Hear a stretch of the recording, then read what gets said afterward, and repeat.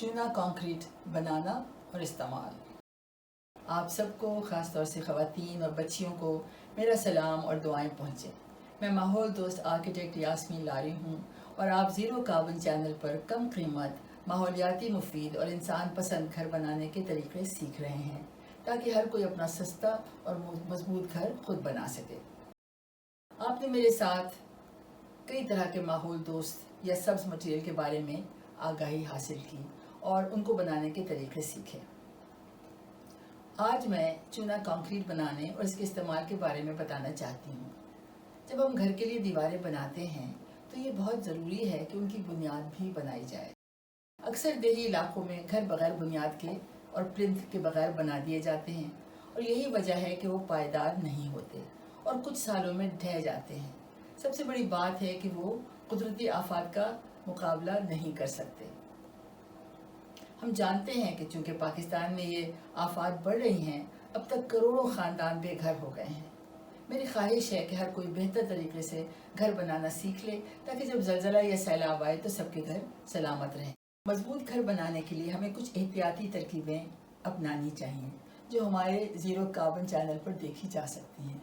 उनमें एक बड़ा सबक ये है कि जब भी कोई घर या स्ट्रक्चर बनाया जाए तो उसकी बुनियाद और प्लिंथ ज़रूर बनाए जाए। प्लिंथ को चौकी भी कहते हैं। अक्सर लोग बुनियाद और प्लिंथ बनाने से झिझकते हैं क्योंकि उसमें काफ़ी खर्च आ जाता है, लेकिन हमने आपके लिए ऐसे कम कीमत तरीके वज़ा किए हैं जिसमें सीमेंट का इस्तेमाल बिल्कुल नहीं है और बुझे चूने के इस्तेमाल की वजह से ये सस्ते बनाए जा सकते हैं। मैं चाहूँगी कि आप मेरे तरीक़ों को ज़रूर अपनाएं ताकि आपके घर और आपका ख़ानदान महफूज रहे। घर का बह जाना एक ऐसा अलमिया है जिससे ख़वातीन और बच्चे बहुत ज़्यादा मुतासर होते हैं, इसलिए मजबूत घर बनाना हमारी तरजीह होनी चाहिए। मैं आज आपको चूना कंक्रीट डालने के मुख्तलिफ तरीक़े दिखाना चाहती हूँ जिनमें बुनियाद, प्लिंथ और फर्श शामिल हैं, ताकि आप सब इन तरीक़ों से वाकिफ़ हो जाएं और जब भी घर बनाएं मजबूत घर बनाएं। जो मैंने मिट्टी ईंट से हज़ारों घर बनाए उनमें मजबूती के लिए बुनियाद और प्लिंथ में चूना कंक्रीट डाला गया है और छत में भी हमने बांस के साथ रिंग बीम में चूना कंक्रीट का इस्तेमाल किया है। इसके अलावा चूने का कच्चे फर्श में इस्तेमाल फर्श को पायदार बनाता है और इसे बार बार मरम्मत करने की ज़रूरत नहीं होती है और वो साल हर साल आपके इस्तेमाल में रहेगा। और इस नज़रिए से कि हमें चूना कंक्रीट किस जगह पे इस्तेमाल करना है, उसकी मुताबिकत से कई मुख्तलिफ मिक्स बनाए जाते हैं जो हम आपको इस वीडियो में दिखाएंगे। इस वीडियो में आप 3 तरह के मिक्स बनाना सीख सकेंगे। चूना कंक्रीट टाइप नंबर 1 बुनियाद में डालने के लिए 1-4-8 का मिक्स। फिर चूना कंक्रीट नंबर 2 कच्चा फर्श या सब फ्लोर डालने के लिए 1-3-6 का मिक्स।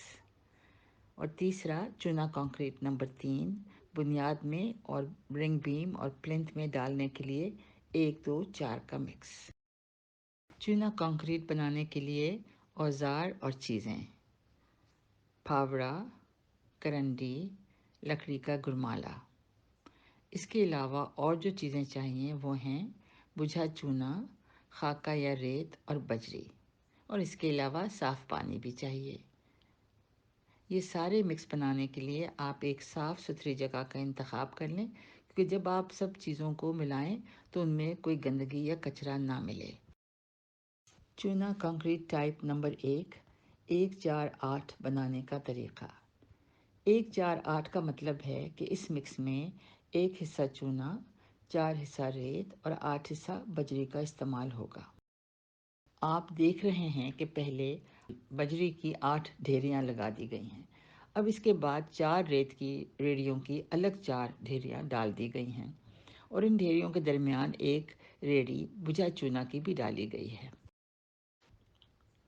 अब आहिस्ता आहिस्ता इस सारी बजरी और रेत की ढेरियों को एक एक करके चूने की ढेरी के साथ अच्छी तरह मिला लिया जा रहा है, जब तक कि सारा माल बराबर मिक्स नहीं हो जाता। जब सब कुछ अच्छी तरह मिक्स हो गया तो इसको एक गोलाई में इस तरह जमा कर लिया गया है कि इसके बीचों बीच एक ऐसी जगह बना दी गई है जिसमें पानी डाला जा सकता है।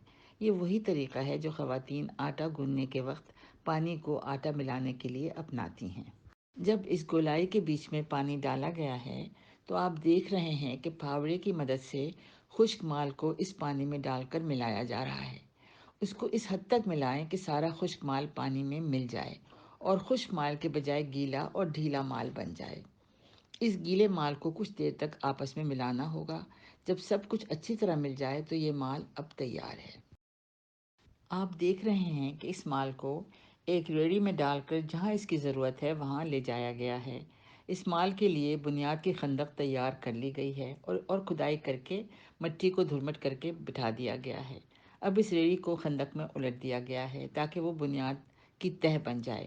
یہ مال کم از کم 4 انچ موٹا ہوگا۔ اور آپ دیکھیں کہ کرنڈی سے اس مکس کو برابر کیا جا رہا ہے اور آخر میں لکڑی کے گرمالے سے اس کی سطح کو ہموار کر لیا گیا ہے، کیونکہ ہمیں یہ سطح کھردری چھوڑنی چاہیے۔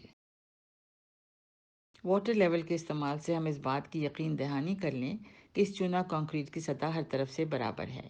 یہ مال ڈالنے کے بعد اس پر جو کام ہونا ہے وہ دوسرے دن کیا جانا چاہیے۔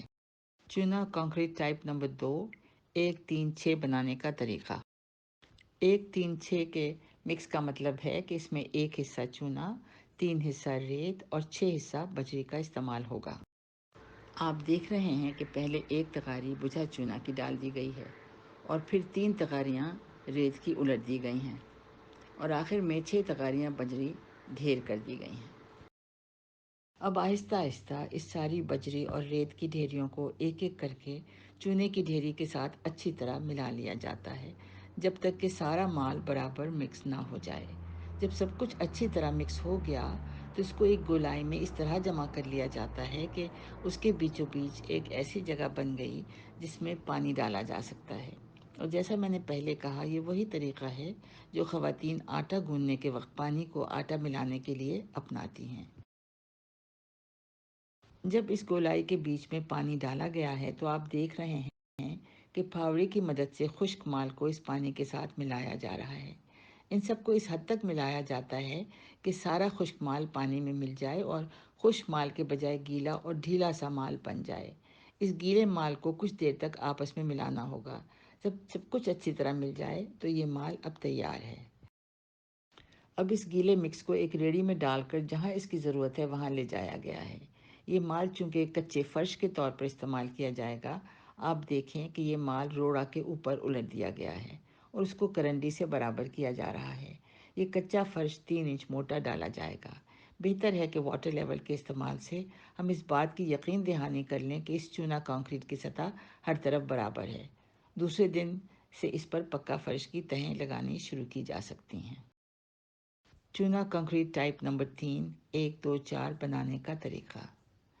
1-2-4 مکس کا مطلب ہے کہ اس میں 1 حصہ چونا، 2 حصہ ریت اور 3 حصہ بجری کا استعمال ہوگا۔